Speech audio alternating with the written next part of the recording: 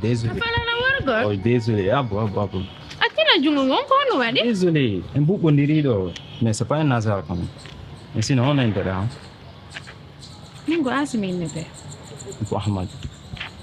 Sinon, t'habites où ici? Ah, c'est vrai que je suis désolé, un bout de rideau, mais là, on dit un hasard, quoi. Au fait, t'as échappé, quoi. Là, moi, là, on a des numéros. C'est pas un hasard important. Désolé.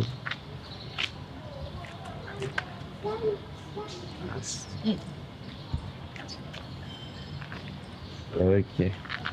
Je t'appellerai. Voilà, bien. Abota, mais c'est resté. Au revoir,